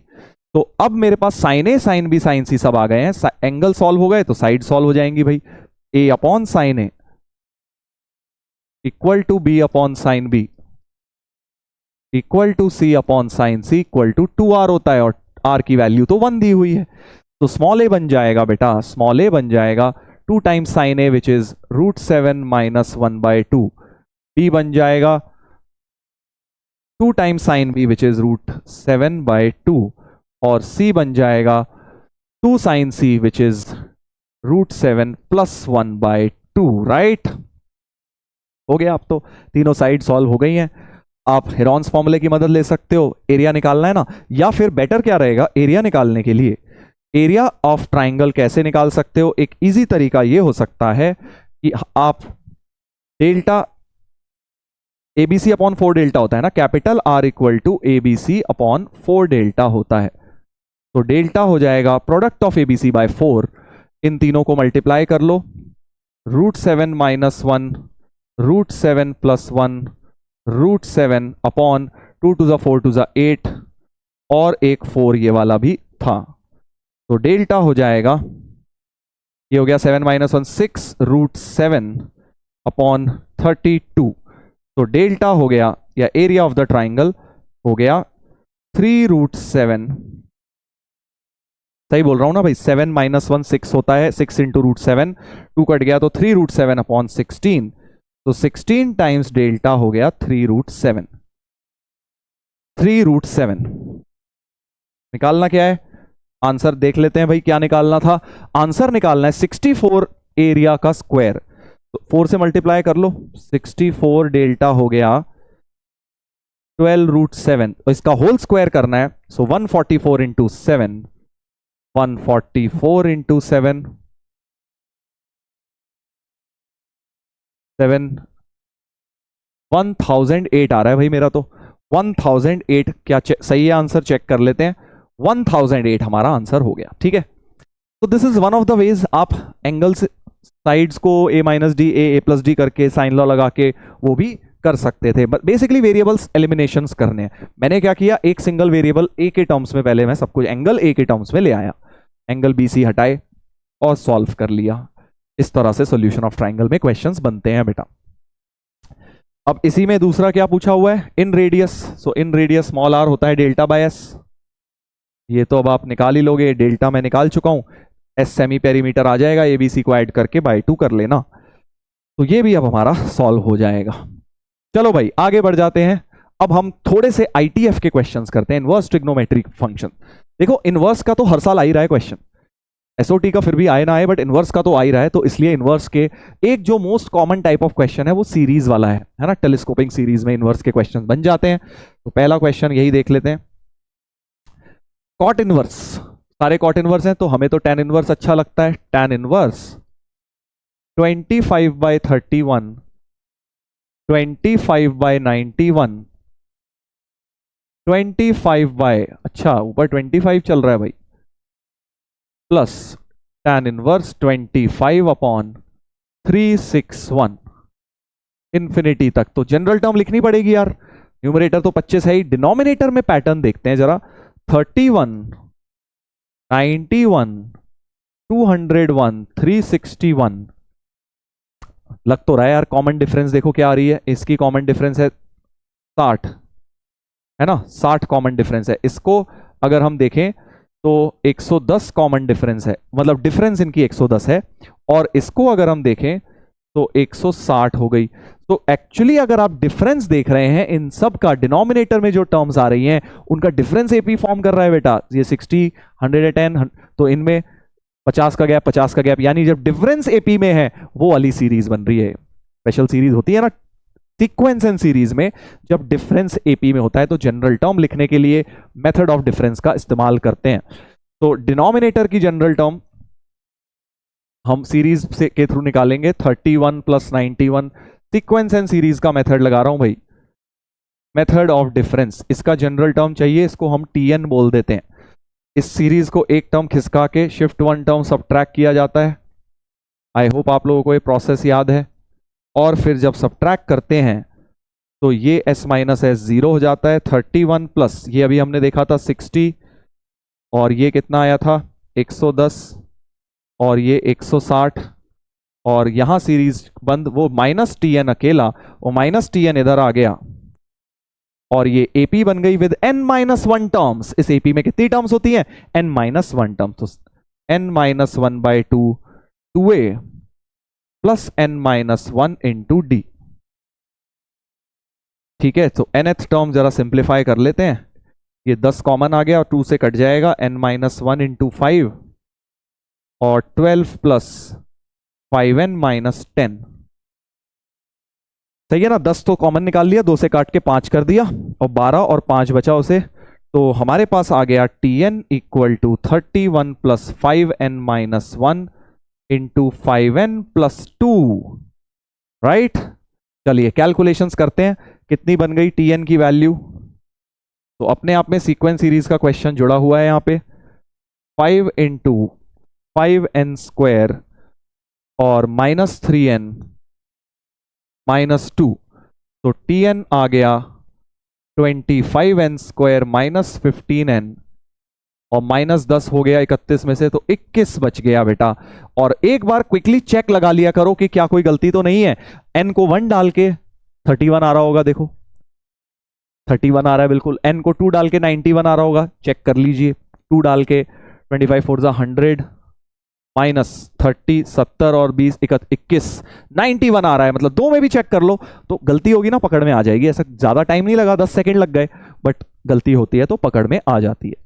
तो अब हमारे पास we are ready to write the general term of this telescoping. T r क्या हो जाएगी, न्यूमरेटर तो सबका 25 है, tan inverse of 25 upon denominator में 25r² माइनस 15r प्लस 21 है बेटा। अब बनाएंगे टेलीस्कोपिंग, ठीक है। अभी तक तो सीरीज के थ्रू हमें जनरल टर्म इसकी सॉल्व करनी पड़ी। चलिए तो अब बनाई जाए टेलीस्कोपिंग। कैसे बनेगी भाई, नीचे 1 अलग करते हैं, 1 प्लस XY फॉर्म लानी होती है नीचे, है ना। सो 1 अलग किया, सो 25r² minus 15r plus 20 plus 1 लिख के, क्या ये फैक्टराइज हो रहा है, नहीं हो रहा। 5 कॉमन भी ले लेंगे तब भी ये फैक्टराइज तो हो नहीं रहा है भाई। यानी अब हमें समझ आ रहा है कि यार ये ऐसे लिख के नहीं हो पाएगा, तो क्या करना चाहिए अब ऐसे में। तुम्हें याद होगा पहले भी एडवांस में क्वेश्चन आ चुका है, जब ये ऊपर कोई टर्म दी होती है इससे डिवाइड कर दो 25 से जरा ओवरऑल डिवाइड करते हैं। डायरेक्ट जरूरी नहीं है हमेशा बन जाए। 25 से डिवाइड किया, 15/25 हो गया, 3/5r और 21/25 हो गया, ठीक है। और अब +1 -1 करूंगा तो, क्योंकि 1 प्लस XY मुझे 1 तो अलग करना ही होता है। सो आर एट टर्म हो गई tan inverse 1 upon r² minus 3r²/5 और जो प्लस 21/25 है इसमें से -1 + 1 करो, ताकि 1 प्लस XY वाली चीज ऐसे कुछ बन जाए। हिट एंड ट्रायल तो लगाना ही है भाई, वरना तो बनेगा कैसे। और माइनस ये 4/5 हो गया, इन दोनों का सिंप्लीफिकेशन -4/5 + 1 हो गया बेटा, सॉरी -4/25 हुआ ना, देख लीजिएगा। तो अब जरा इसको फिर से हम फैक्टराइज करने की कोशिश करते हैं। क्या अब 1 प्लस XY बन गया है। सो r माइनस 4/25 लाना है ना, तो क्या ला सकता हूं, r माइनस 1/5 और 2/5, 4/5, हाँ r minus 4/5 into r plus 1/5। देखो हो गया क्या फैक्टर, आई थिंक हो गए हैं।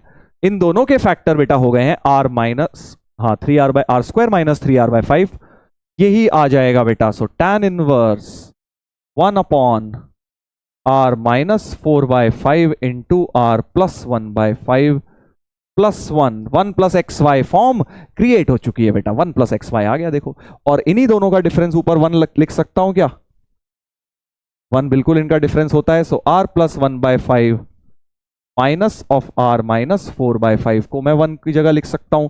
सो tan inverse x minus y upon 1 plus XY बन चुका है। दैट मीन्स हमारा आ गया tan inverse x minus tan inverse y। तो ये हमारा general term rth term has been brought down as difference of two symmetric terms. अब आगे की कहानी तो तुम्हें पता ही है यार। तुम्हें आर की वैल्यू 1 2 3 अप टू इंफिनिटी तक डालनी है, बिकॉज तुम्हें इनफाइनाइट तक दिया हुआ था, इन्फिनिटी तक बेटा दिया हुआ है सीरीज, है ना, इन्फिनिटी तक दिया हुआ है। सो आर को 1 डालते हैं, T1 हो जाएगा tan inverse 6/5 minus tan inverse 1/5। Cancellation देख लेते हैं, 2 डालेंगे तो 11/5 और 2 डालेंगे इधर 10 - 4 6/5 आ गया है भाई, यानी ये वाली टर्म एज इट इज कटने लग जाएंगी। और इन्फिनिटी पे क्या होगा, tan इनवर्स इन्फिनिटी एक यहां π/2 बचेगा और वो tan इनवर्स हाफ 1/5 बचेगा, यानी s इन्फिनिटी आ जाएगा cot इनवर्स 1/5। cot इनवर्स 1/5 आ रहा है भाई, x का जो वैल्यू है, ये x दिया हुआ था ना s इन्फिनिटी, तो x इज cot इनवर्स 1/5, यानी cot x इज 1/5। पूछा गया है 15 cot x, तो 15 इंटू 1/5 3 होना चाहिए भाई, आंसर जो है 3 हो गया। बढ़िया क्वेश्चन था। देखो इसमें 2 चैप्टर मिक्स हुए हैं प्रॉपर, पहले हमें जनरल टर्म निकालने में ही काफी मेहनत करनी पड़ी और मेथड ऑफ डिफरेंस लग गया, और फिर वो जो आया उसके थ्रू हमने टेलीस्कोपिंग सीरीज क्रिएट कर ली बेटा, राइट। तो ये पहला टाइप का क्वेश्चन हो गया। एक इस तरह का ITF की प्रॉपर्टीज बेस्ड क्वेश्चन आ चुके हैं, 2023 में रिसेंटली आए हैं। Cos inverse cos x, sine inverse sine x, इन सब के ग्राफ्स के ऊपर देखो वैसा ही कुछ है। A is cos inverse cos 60 radians है, प्लीज नोट डिग्री का साइन नहीं है तो आपको रेडियंस ही मानना पड़ जाएगा। और बी है साइन इनवर्स साइन 50, सी है tan inverse tan a plus b. चलो तो पहले ए निकालते हैं, ए हो जाएगा कॉस इनवर्स कॉस 60 रेडियन, तो 60 रेडियन 20 पाई के आसपास है, तो 20 पाई बड़ा होगा आई गेस, तो 20 पाई माइनस 60 हो जाएगा। चेक कर लीजिएगा, 0 से पाई में ही आ रहा होगा ये। और बी जो है उसे क्या लिखोगे, sign inverse sign 50।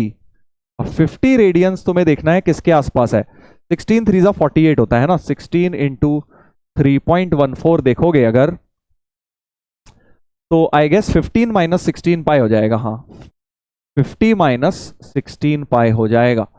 Basically the idea is तुम्हें प्रिंसिपल रेंज में लाना होता है, तुम्हें प्रिंसिपल रेंज, इसकी प्रिंसिपल रेंज है 0 माइनस π/2 से π/2, इसकी है 0 से पाई, तो आंसर्स उसी रेंज में आएंगे।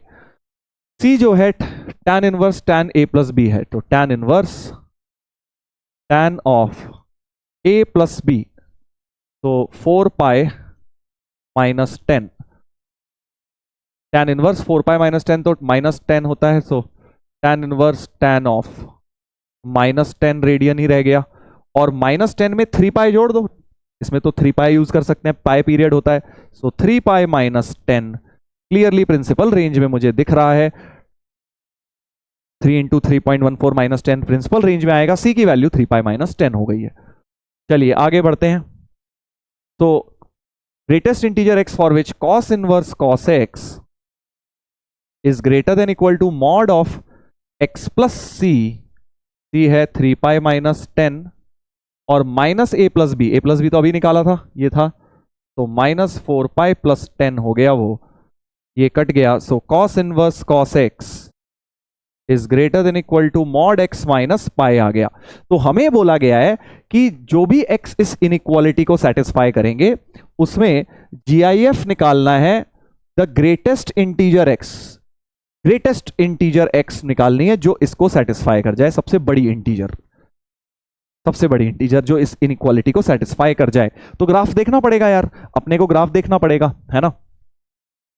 कॉस इनवर्स कॉस एक्स का ग्राफ आपको पता है वो माउंटेन शेप का बेटा ग्राफ होता है, तो let us draw the graph here. Cos inverse cos x एक होता है ऐसे 0 से पाई, फिर पाई से 2 पाई इधर होता है, करेक्ट, इधर भी ऐसे ही माउंटेन्स होते हैं, इधर भी ऐसे ही होते हैं, आगे तो रिपीट ही होगा, खैर इधर भी रिपीट होगा। और जो दूसरा है x माइनस पाई का मॉड, तो x equal to pi comma 0 से पास कर रहा है ना, और 1 स्लोप है, तो भाई y equal to mod x तुम्हें पता है v शेप्ड होता है, mod x minus pi, v जो है पाई पे शिफ्ट हो जाएगा, पाई पे v शिफ्ट हो जाएगा, और ये वाला पॉइंट भी पाई ही रहेगा बिल्कुल सेम उसके ऊपर, ऐसे ये वी शेप्ड ग्राफ चलेगा।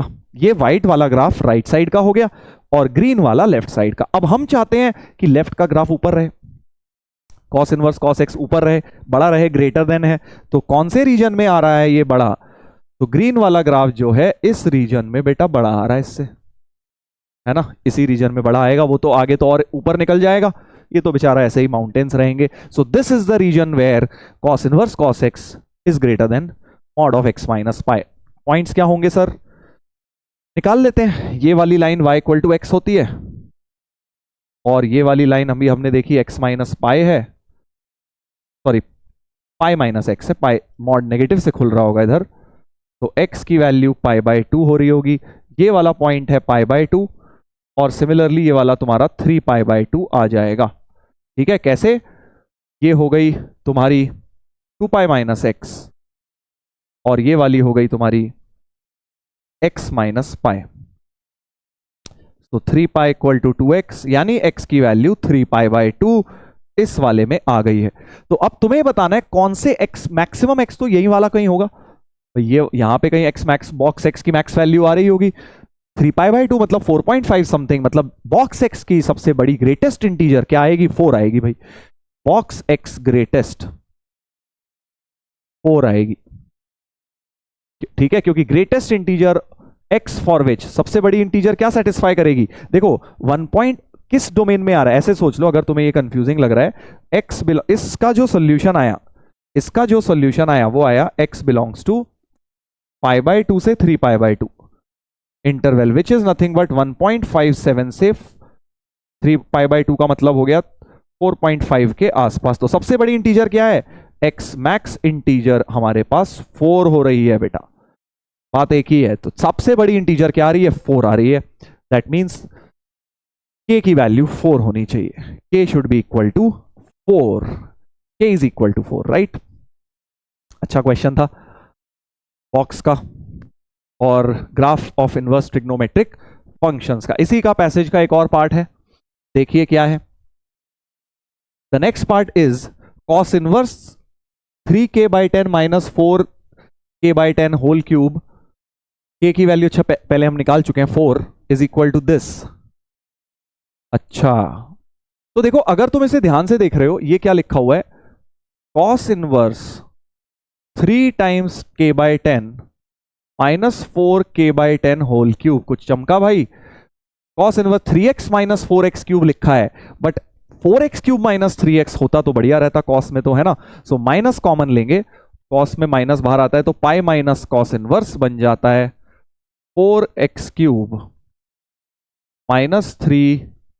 मैं k बाई 10 को x ही ले लेता हूं, let k by 10 is x। Basically k हमारा 4 आया था, 0.4 है k बाई 10, तो 4x क्यूब माइनस 3x आ गया है। और cos inverse 4x cube minus 3x for x 0.4 मतलब हाफ से माइनस हाफ से हाफ के लिए क्या होता है बेटा? याद करो, ये होता है 2 pi minus 3 cos inverse x।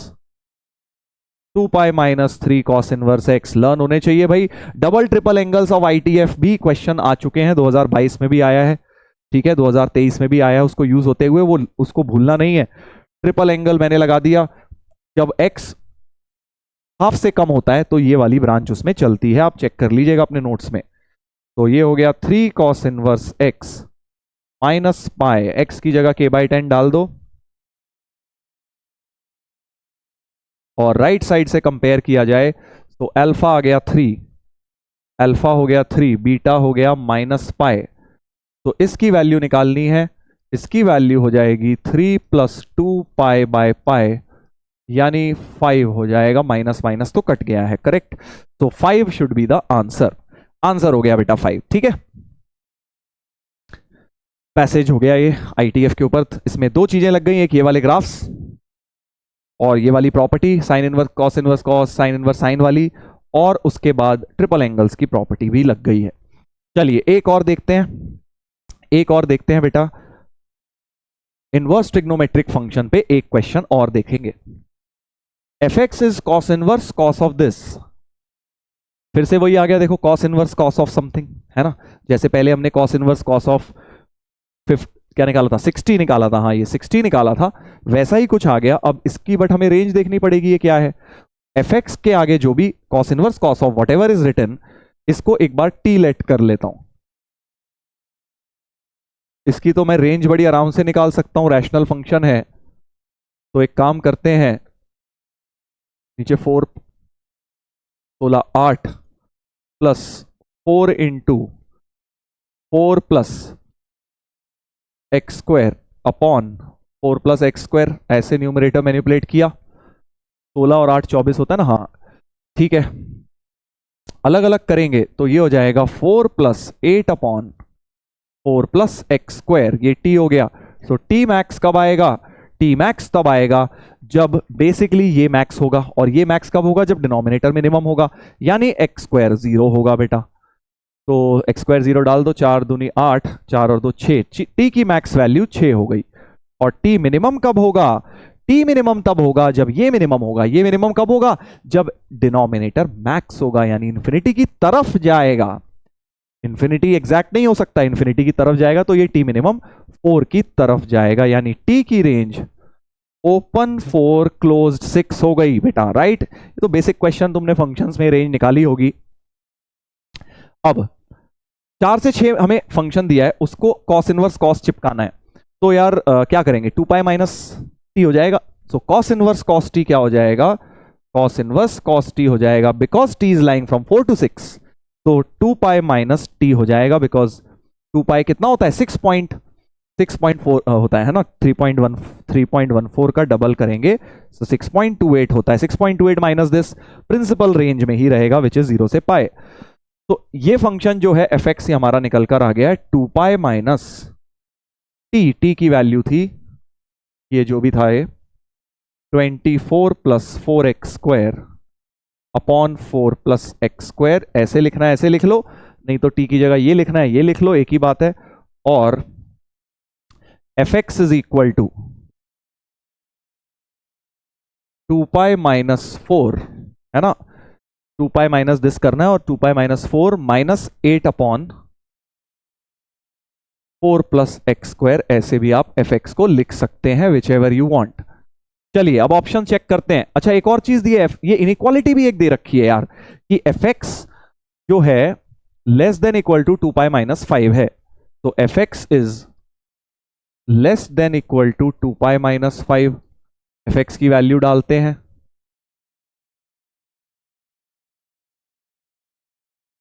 To पाई से 2 पाई गया, 5 इधर आया, 8 उधर गया, तो 4 plus x square cross multiply x square less than equal to 4, यानी x जो है बेटा -2 से 2, हमारी x की डोमेन बन गई -2 से 2, करेक्ट। अच्छा, यानी अगर ये जो फंक्शन है और ये जो है दोनों चीजें सेट, इसकी जो सोल्यूशन आ रही है वो -2 से 2 क्लोज्ड इंटरवल आ रही है। नाउ पूछा गया है number of integral points set lying on the line this. अच्छा, अब इसमें x क्या है लिखना चाहिए? Where x is solution of above inequality, कि मतलब x क्या है इसके अंदर? x आपका सॉल्यूशन है, मतलब x -2 से 2 है। x -2 से 2 है, तो बोला ये जा रहा है x और y इंटीजर होनी चाहिए, इसके कितने इंटीग्रल सॉल्यूशंस आएंगे? तो अपने आप में एक क्वेश्चन हो गया बेटा कि आपको क्या लेना है, 9x plus alpha square y equal to 16 लेना है, और अल्फा भी एक इंटीजर रखनी है। बहुत सारे वेरिएबल लगने लगते हैं, तो एक काम करते हैं, एक को फिक्स करते हैं, x को हम केसेस बनाते हैं, पहले x को 0 ले लेते हैं। तो x अगर 0 हो गया, सो अल्फा स्क्वायर y हमारा 16 हो गया, यानी y हो गया 16 बाय अल्फा स्क्वायर। अब अल्फा तो इंटीजर है, तो अल्फा को 1 रख सकता हूं तो y इंटीजर आ जाएगा, है ना। अल्फा को 1 रखोगे तो x 0 y 16 आ जाएगा।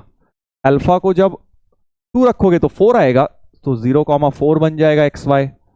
अल्फा को 3 रखोगे 16/9 तो इंटीजर आएगा नहीं, 4 रख के भी आ जाएगा 0,1, है ना। तो ये हमारे 3 पॉइंट्स आ गए।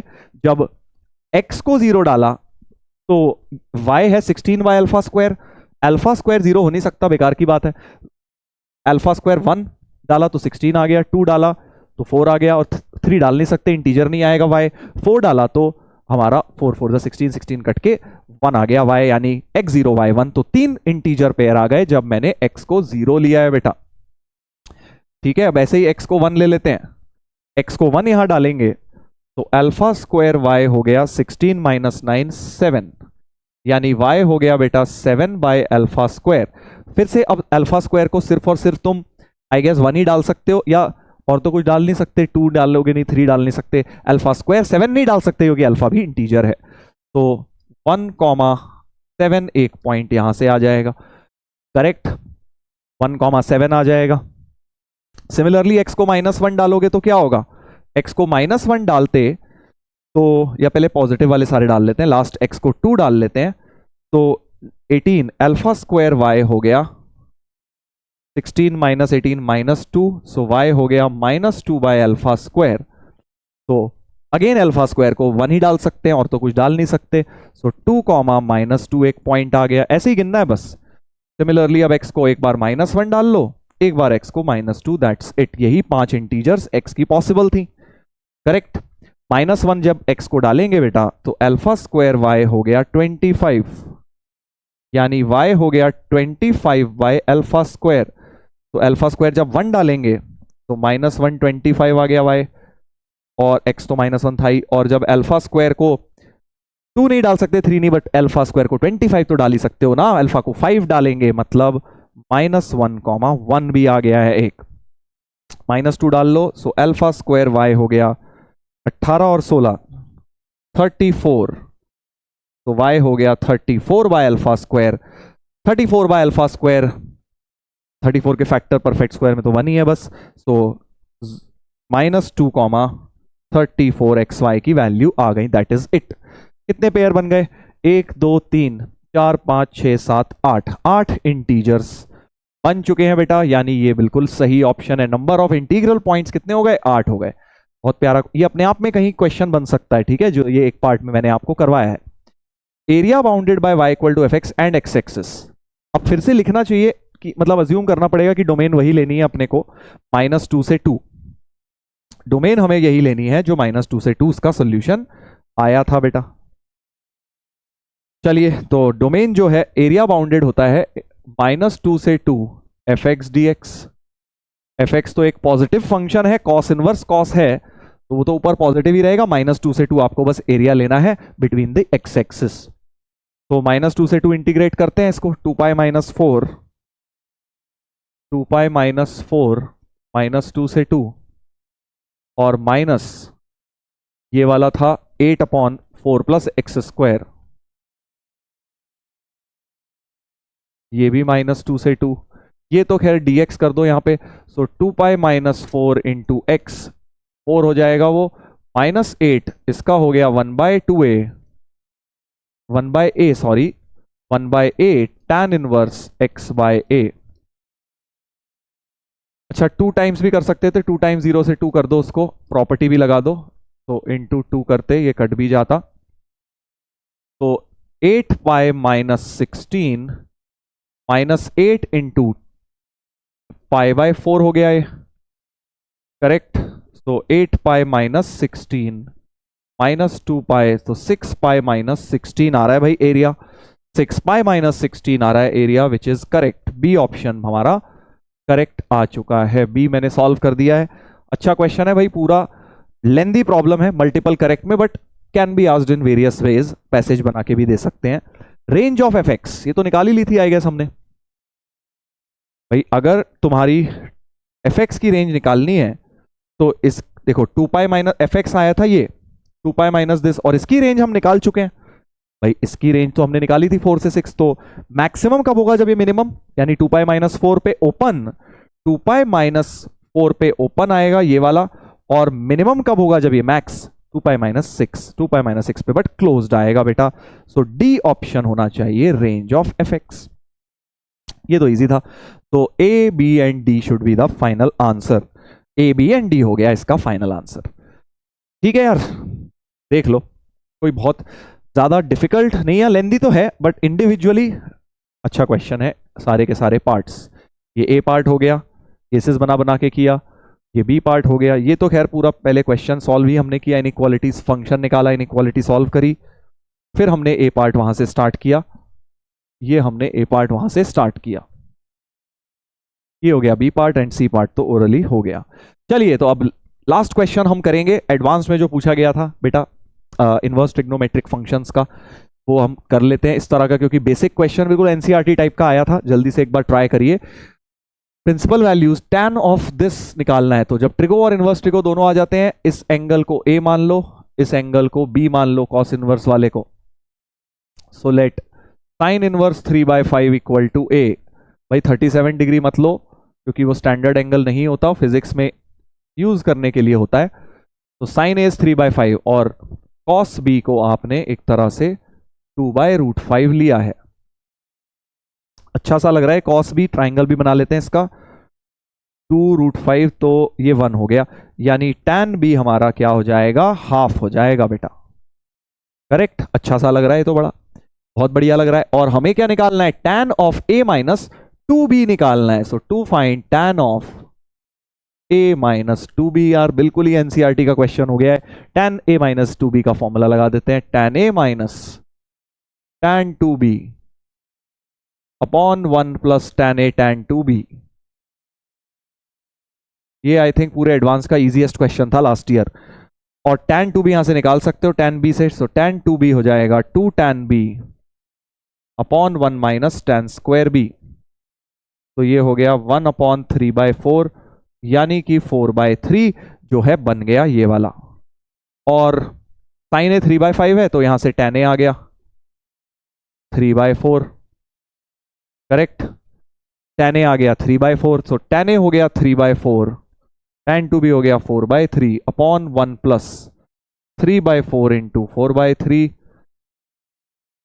तो 9 माइनस 16/12 इंटू 2 माइनस 7/24। क्या ही क्वेश्चन आया है यार, देखो एडवांस में क्या क्वेश्चन आया। अब तुम बोलते हो ना सर अरे इतना इजी आ सकता है क्या, देखो तुम्हारे सामने है यार, है ना। तो हम लोग कई बार, बहुत बार बात मैं बोल चुका हूं, मेंस के बहुत टफ क्वेश्चन को हम सोच के चलते हैं कि यार ये एडवांस में आएंगे, इससे ज्यादा तो टफ ही आएंगे। ऐसा नहीं होता।